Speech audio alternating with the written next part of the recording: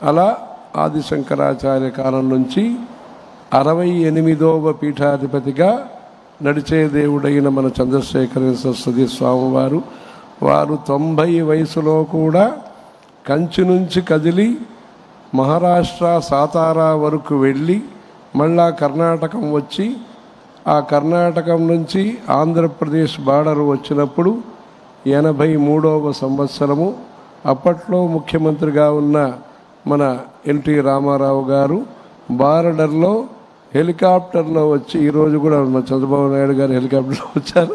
అప్పుడు ఆయన హెలికాప్టర్లో ఆ కర్ణాటక ఆంధ్రప్రదేశ్ బార్డర్లో వచ్చి మన పెద్ద స్వామి వారిని రిసీవ్ చేసుకున్నారు.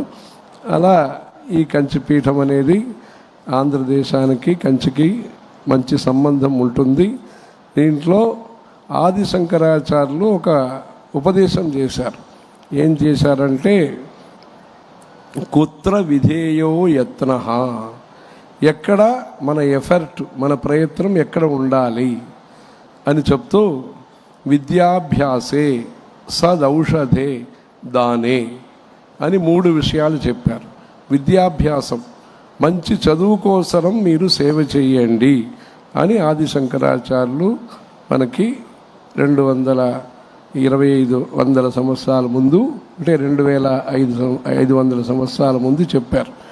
రెండో విషయం ఆయన చెప్పింది సదౌషధే, మంచి మందులు అంటే వైద్యం కోసరం మీరు సేవ చేయండి అని రెండో విషయం చెప్పారు. మూడోది దానే చారిటీ, పేదరిక ఉన్మూలనం అనే విషయాన్ని ఆ రోజే ఆదిశంకరాచార్యులు చెప్పి భగవద్గీత కించిదధీత గంగా జలలవ కణికాపీత గేయం గీతా నామ సహస్రం ధ్యేయం శ్రీపతి రూపమజస్రం నేయం సజ్జన సంగే చిత్తం దేయం దీనజనాయచ విత్తం.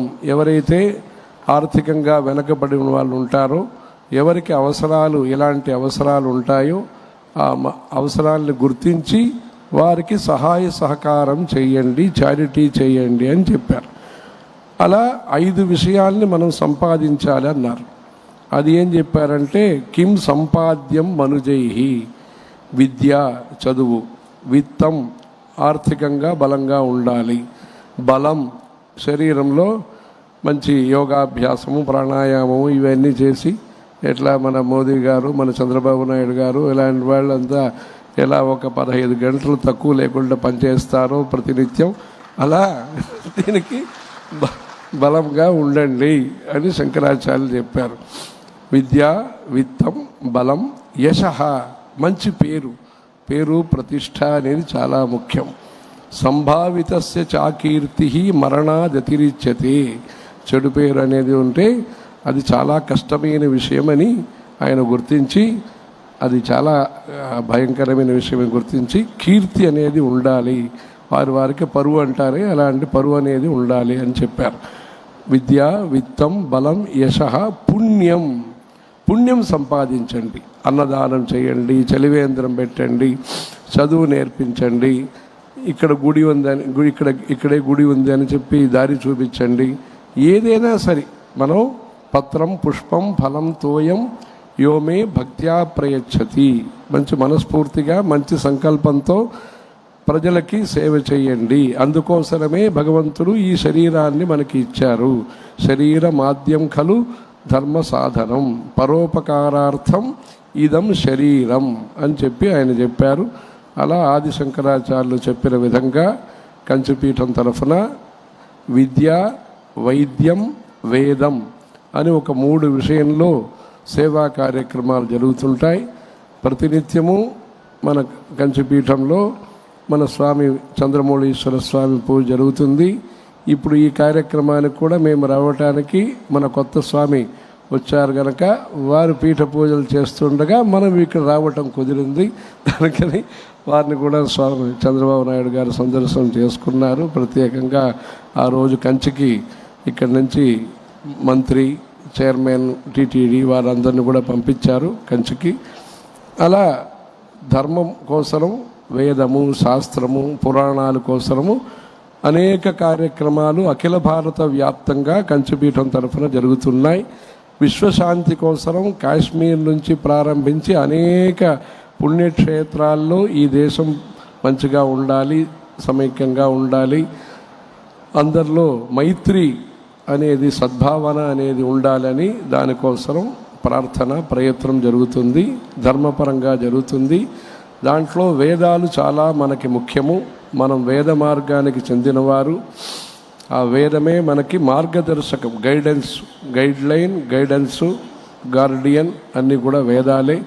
దానికోసము ఆ వేదం పరిరక్షణ చేయాలని 1967, 68, 69 సంవత్సరంలో మన 2 స్వాముల వారు కూడా ఈ ఆంధ్రదేశ పర్యటన ఆ కాలంలో చేశారు.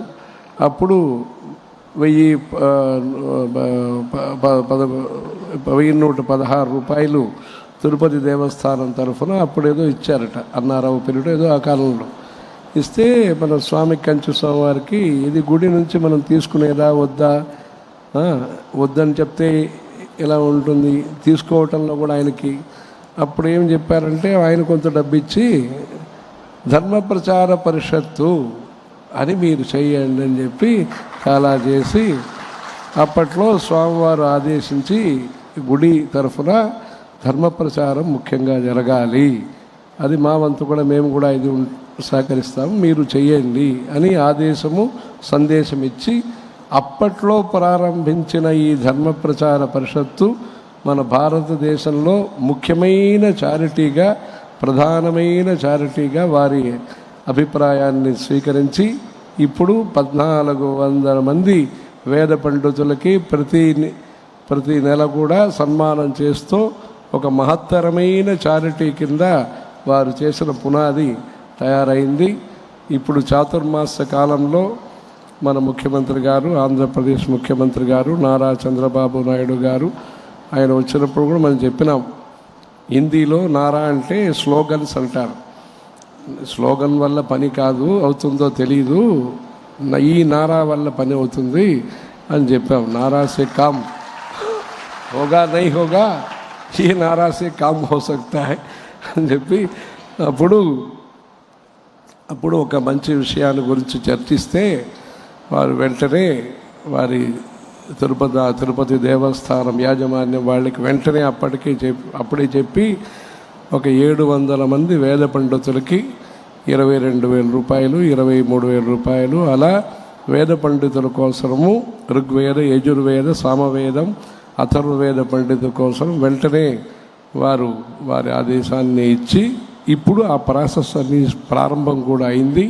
త్వరలోనే ఈ ఆంధ్రప్రదేశ్ ఇతర రాష్ట్రంలో 700 మంది వేద పండితులకి సత్కార కార్యక్రమం ఘనంగా జరగబోతున్నది. ఈ మన కంచి స్వామికి చాలా ఇష్టమైన, అంటే అప్పట్లో కూడా అప్పుడు ప్రధానమంత్రిగా ఇందిరాగాంధీ గారు, మన పివి నరసింహరావు ఉన్నప్పుడు వారి స్వామివారికి ఏదో ఇష్టమైన పని ఏదో చేయాలని అప్పుడు సెంట్రల్ గవర్నమెంట్ నుంచి 5 కోట్ల రూపాయలు అప్పుడు ఇప్పించారు. అది మన పివి నరసింహరావు గారు హరిహర కళాభవన్లో అప్పట్లో సమైక్య ఆంధ్రప్రదేశ్లో ముఖ్యమంత్రిగా వీరు ఉన్నప్పుడు హరిహర కళాభవన్లో మన పివి నరసింహరావు గారు వచ్చారు, జనరల్ కృష్ణారావు గారు వచ్చారు. ఆ సభలో ఇవన్నీ చెప్పటమైంది. అలా ఈ వేద సంరక్షణం కోసరం, వేద సంరక్షణం, లోక సంరక్షణం, దానికోసం మన ఆంధ్రప్రదేశ్ ముఖ్యమంత్రి గారు ఇంత గొప్ప నిర్ణయాన్ని 18 కోట్ల రూపాయలు ఆ ప్రాజెక్ట్ని శాంక్షన్ చేసి అదన్నీ చేయించారు. చాలా సంతోషమైన విషయము. ఇది వేదం. రెండవది విద్య కోసము మన సంస్కృతి విద్య రెండూ ఉండాలని చెప్పి A for Arjuna, B for Bhishma, C for Kaveri ఇవన్నీ కూడా నేర్పిస్తూ అక్షరం నేర్పిస్తాము, ఆధ్యాత్మికత నేర్పిస్తాము. అలాంటి దీని గురించి అక్కడ 93వ సంవత్సరము పెద్ద స్వామి వారికి 100వ సంవత్సరం జరిగింది, శతాబ్ది వర్షం. అప్పట్లో మన వాళ్ళందరూ కూడా వచ్చారు.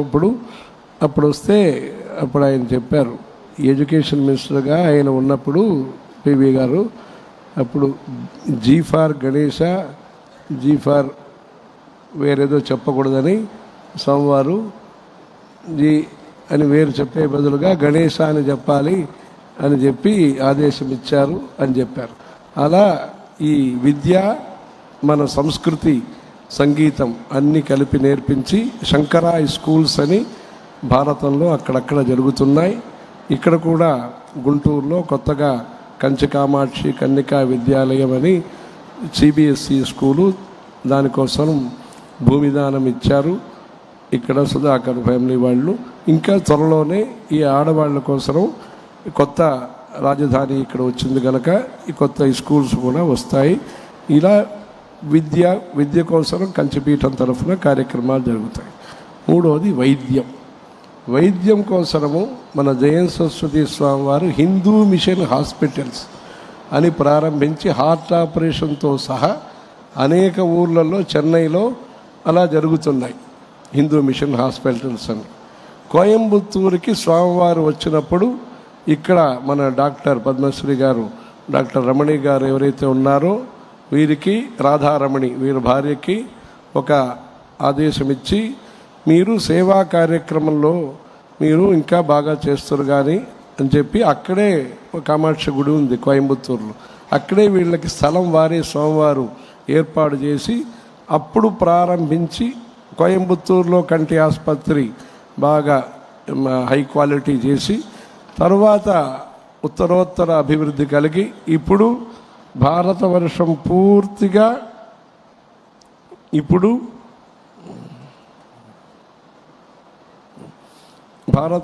పూర్తిగా లక్షాది మందికి ఈ కంటి వైద్యం చేయిస్తూ, ముఖ్యంగా ఆంధ్రప్రదేశ్లో 7 లక్షల కన్నా ఎక్కువ మందికి ఈ ఉచితంగా ఇలాంటి ఉత్తమమైన ఉచిత సేవని అందిస్తున్నారు.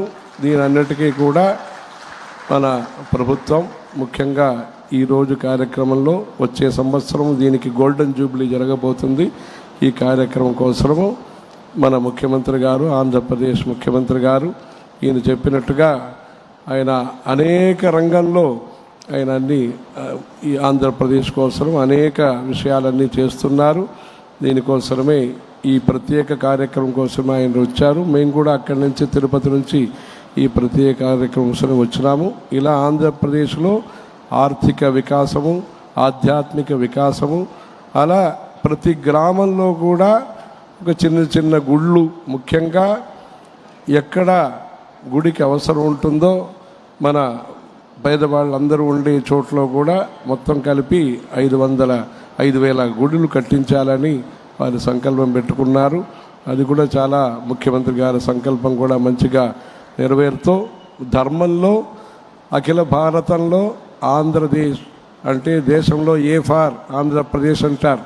దాంట్లో ధర్మంలో, ఆధ్యాత్మికంలో కూడా ఆంధ్రప్రదేశ్ అనేది భారతదేశంలో ముఖ్య దేశంగా ఉండేదానికి అందరూ కూడా సహకారం చేస్తూ ముఖ్యమంత్రి గారు కూడా స్వామివారి ఆశీర్వచనంతో ఇంకా ఉత్తరోత్తరం ఇక్కడ ప్రదేశానికి, దేశానికి రెండు కూడా చేస్తున్నారు.